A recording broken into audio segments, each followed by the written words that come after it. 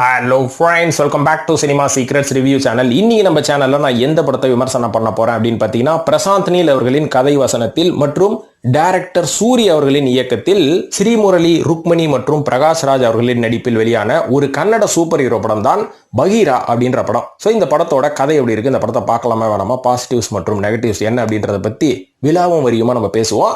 இந்த படத்தோட கதை எப்படி ஆரம்பிக்குது அப்படின்னு பார்த்தீங்கன்னா, ஸ்ரீமுரளி அவர்கள் நல்ல பிராடான ஷோல்டர் மற்றும் செஸ்ட் வச்சிருக்கிற ஒரு சின்சியரான போலீஸ் ஆஃபீஸரா வராரு.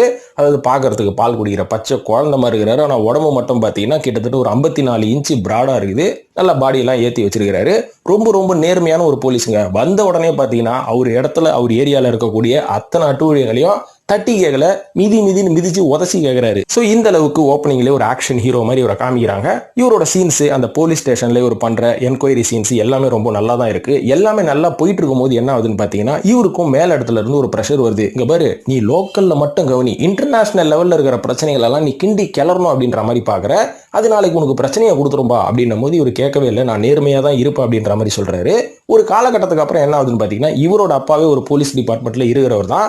அவரு என்ன சொல்லிட்டாரு, ஏன்டா லஞ்சம் வாங்குறேன், லஞ்சம் வாங்கக்கூடாதுன்ற, நானே லஞ்சம் வாங்கின காசுல தான்டா நீ இன்னைக்கு போலீஸ் ஆஃபீஸரா உட்காந்துருக்கு அப்படின்னு ரொம்ப விரக்தி ஆயிடுறாரு. இதனால விரக்தியான மனுஷன், என்னடா இது போலீஸ் ஃபுல்லாவே கரப்டடா இருக்கிறாங்க, நம்மளோட கையையும் கட்டி போட்டுறாங்க, நம்மளும் அதிகாரத்தை கரெக்டான முறையில யூஸ் பண்ணி தவறான ஆட்களை அரெஸ்ட் பண்ணி உள்ள போட முடியலையே, ஏன் இந்த சிஸ்டம் இப்படி இருக்கு அப்படின்ற மாதிரி சரக்கு அடிச்சிடறாருங்க. போயிட்டு மனுஷன் சரக்கு அடிச்சுட்டு ரொம்ப சோகமா இருந்துட்டு அடுத்த நாள் கிளம்பி பாதி போதையில ஸ்டேஷனுக்கு வரும்போது கரெக்டா அந்த போலீஸ் ஸ்டேஷன் வாசல்ல ஒரு அம்மா குமுறி போலீஸ் கிட்ட எல்லாம் சண்டை போட்டு இருக்கு. என் பொண்ணை பாத்தீங்களா, என் பொண்ணை ஒரு 4 பேர் புரிகி பசங்க கடத்திட்டு போனானுங்க, கடத்திட்டு போயிட்டு அவளை நாசம் பண்ணி இங்க கொண்டு வந்து விட்டுருக்காங்க, உங்களை ஆக்ஷன் எடுக்க சொன்னா அவன் மிகப்பெரிய ரவுடியோட கையால் அப்படின்னு சொல்லி நீங்க கையை விரிக்கிறீங்க, இதனால என்ன ஆக போகுது, என் பொண்ணை எப்படியாவது காப்பாத்துங்க அப்படின்ற மாதிரி சொல்றாரு. ஆனா இவர் அறபோதையில இருந்தனால ஹீரோயிசம் காமிக்காம அப்படியே போய் சைலண்டா உட்காந்துட்டு இருக்காரு. திடீர்னு பார்த்தா இவர் கண்ணு முன்னாடியே அந்த பாதிக்கப்பட்ட பொண்ணு பெட்ரோல் ஊத்தி கொளுத்திக்கிட்டு எரிச்சுக்கிறா.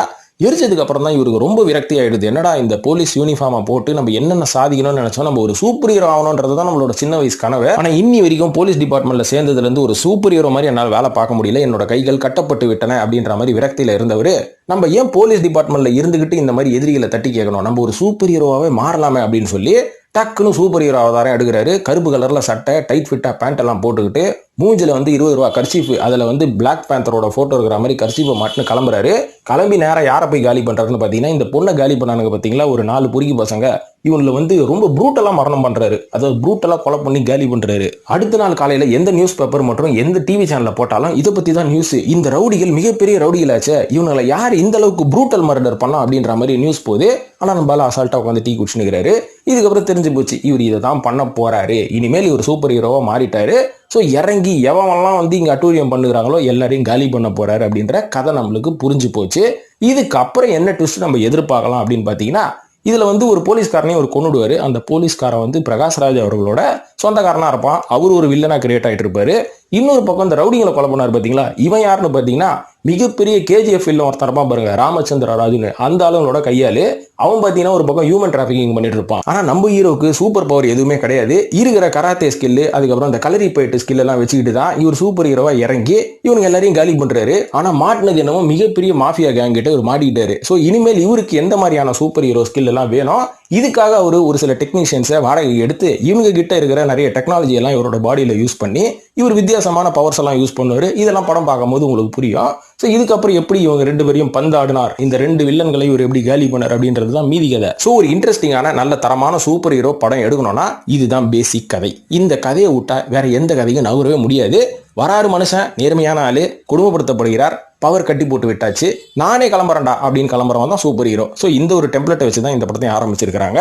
ஸோ இந்த படத்தோட பாசிட்டிவ்ஸ்லாம் என்ன அப்படின்னு பார்த்தீங்கன்னா, இது அப்பட்டமா பேட்மேன் சீரிஸ் மாதிரி தான் இருக்கு. லைட்டா பிளாக் பேந்தரை கலந்துருக்காங்க. கலந்து கொஞ்சம் சூப்பர் ஹீரோ ஸ்கில்ஸ் எல்லாம் வச்சு ரொம்ப கிரிஞ்சா போகாம கரெக்டா பண்ணியிருக்கிறாங்க. அது மட்டும் இல்லாமல் இந்த படத்தில் இருக்கிற அந்த ஃபைட்டிங் சீன்ஸ், விஷுவல்ஸ், கேமராலாம் சூப்பராகவே இருக்கு அப்படின்னு நம்ம சொல்லலாம். ஏன்னா அந்த அளவுக்கு இந்த படத்துக்கு விஷுவல்ஸ் எந்த அளவுக்கு முக்கியம் அப்படின்றத இந்த படத்தோட டைரக்டர் புரிஞ்சு வச்சனால தான் விஷுவல்ஸ்லாம் அவ்வளோ மெனக்கெட்டிருக்காரு. விஷுவல்ஸ்லாம் ஒரு சில சீன்ஸ்லாம் எல்லாம் வந்து பாத்தீங்கன்னா நல்லா ஹாலிவுட் சீன்ஸ் மாதிரியே இருக்கு. ஹாலிவுட் படத்துல வர இந்த இன்டர்நேஷனல் படத்துல வர சீன்ஸ் மாதிரி நிறைய எடுத்திருக்காங்க. அதெல்லாம் விஷுவல்ஸ் வந்து கண்டிப்பா பாராட்டணும். அது மட்டும் இல்லாம ஆக்ஷன் சீன்ஸ் எல்லாம் வந்து பாத்தீங்கன்னா மெனக்கெட்டு இருக்காங்க ஆக்ஷன் கோரியோகிராஃபர்ஸ். ஏன்னா இதுக்கு ஆக்ஷனும் ரொம்ப முக்கியம். இதுல ஆக்ஷன் மட்டும் பாத்தீங்கன்னா இஷ்டத்துக்கு பண்ண ஆரம்பிச்சிட்டாங்கன்னா இது கிரிஞ்சா மாறுறதுக்கு வாய்ப்பு இருக்கு. அதனால ஒரு நார்மலான மேன், ஒரு கோவத்தோட இருக்கிற ஒரு human being super hero mind செட்டோட அவன் எப்படி சண்டை போடுவான் அப்படின்றத ரொம்ப அழகா எடுத்துருக்காங்க. ஒரு சில இடத்துல பிராக்டிகலா இவர் வந்து ஒரு 40-50 பேரெல்லாம் அடிக்க முடியாது. அதனால கண்டிப்பா வெப்பன்ஸ் யூஸ் பண்ணணும்னு சொல்லி ஒரு சில இடத்துல வெப்பன்ஸ் எல்லாம் யூஸ் பண்ண ஆரம்பிச்சிருக்காங்க. ஸோ இதெல்லாம் வந்து பிராக்டிகலி மற்றும் நம்ம வந்து கலாய்க்கிற அளவுக்கு கொஞ்சம் லாஜிக்கல் மீறல் இல்லாமல் இருக்குது. ஸோ இதெல்லாம் வந்து அவங்க நல்ல விஷயமா தான் நான் பார்க்குறேன். இது மட்டும் இல்லாமல் ஸ்க்ரீன் பிளே வந்து லேகிங்கே ஆகலங்க. ஆரம்பத்தில் எந்த ஃபாஸ்ட்டில் படம் ஆரம்பிச்சதோ கடைசி வரைக்கும் அந்த ஃபாஸ்ட்டில் போயிட்டு இருக்கு. அதாவது செம ஃபாஸ்டான ஸ்க்ரீன் பிளே அப்படின்னு சொல்லலாம். இதையும் தாண்டி இது ஒரு குட் என்டர்டைன்மெண்ட் படம். அதையும் தாண்டி ஆக்டர் ஸ்ரீமுரளி அவர்களோட ஆக்டிங் ரொம்ப சூப்பராக இருக்குது. ரொம்பவே நல்லா பண்ணியிருக்காரு. நல்ல ஜெய்ஜாண்டிக்காக இருக்கிறார். அவரோட பாடியே வந்து சூப்பர் ஹீரோ பாடி மாதிரி தான் இருக்குது. ரொம்பவே நல்லா பண்ணியிருக்காரு. பிரகாஷ் ராஜ் அவர்களும் சூப்பராக பண்ணியிருக்காரு. இந்த படத்தில் வில்லனா நடிச்ச ராமச்சந்திர ராஜுவும் பார்த்தீங்கன்னா ரொம்ப தொப்பகப்பெல்லாம் போட்டு ரொம்ப பெருசாகிட்டாரு. இருந்தாலும் அவர் வர போர்ஷன்ஸ்லாம் வந்து கொஞ்சம் இன்ட்ரெஸ்டிங்காகவும் அந்த ஃபைட் சீன்ஸ்லாம் வந்து பயங்கர, அதாவது பாலிவுட்ல கில்லுன்னு ஒரு படம் வந்து பார்த்தீங்களா, ப்ரூட்டல் மர்டர் பண்ணுவாங்க. கிட்டத்தட்ட அந்த மாதிரி தான் இதோட ஃபைட் சீன்ஸ்லாம் வந்து கோரியோகிராஃப் பண்ணியிருக்காங்க. ஸோ இதெல்லாம் தான் இந்த படத்தோட பாசிட்டிவாக இருந்தாலும் இந்த படத்துல ஒரு சின்ன நெகட்டிவ் அப்படின்னு நான் ஃபீல் பண்ணது என்னன்னா, எதுவும் சொல்லணுமேனு சொல்லலை நான்.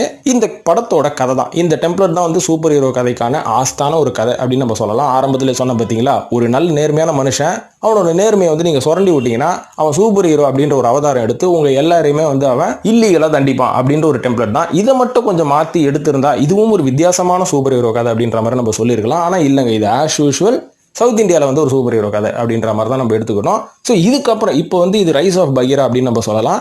இதுக்கப்புறம் பகீரா எப்படி போறாரு, எப்படி டிரான்ஸ்ஃபார்ம் ஆகுறாரு, என்னென்ன மாதிரியான சேலஞ்சஸ் எல்லாம் அடுத்த பார்ட்ல அவர் எடுக்க போறாரு அப்படின்றத பொறுத்து தான் இந்த சீரிஸ் எப்படி போகுது அப்படின்றது நம்மளால வந்து கெஸ் பண்ண முடியும். இப்போதைக்கு ரைஸ் ஆஃப் பகீரா அப்படின்ற ஒரு விஷயத்துல கரெக்டாக பண்ணியிருக்காங்க, என்டர்டெயினாக பண்ணியிருக்காங்க. இதனால தான் பார்த்தீங்கன்னா இந்த படம் வந்து நல்ல கலெக்ஷன் பண்ணியிருக்கு. 29 கோடி ரூபா கலெக்ஷன் பண்ணிது. கனடாலே இந்த 2024 வருஷம் ஹையஸ்ட் கிராசிங் ஃபிலிம் அப்படின்ற ஒரு பேரும் வாங்கியிருக்கான். இந்த படத்தில் அடல்ட் கண்டென்ட் அப்படின்ற மாதிரி எதுவும் இல்லை. கொஞ்சம் ரத்தம் தெரிக்கும் காட்சிகள் நிறைய இருக்கு. இதெல்லாம் நீங்கள் ஃபேமிலியோட பார்க்கணுமா அப்படின்றத யோசிச்சுக்கோங்க. இருந்தாலும் இது ஒரு ஃபேமிலி என்டர்டைன்மெண்ட் படம் தான். ஸோ இந்த படத்தை பார்த்து என்ஜாய் பண்ணுங்க. நெட்ஃப்ளிக்ஸில் இந்த படம் வந்து சமீபத்தில் ரிலீஸ் ஆயிருக்கு. இந்த படத்துக்கு நம்ம சினிமா சீக்ரெட்ஸ் கொடுக்கக்கூடிய ரேட்டிங் 5க்கு 3.5. நன்றி நண்பர்களே.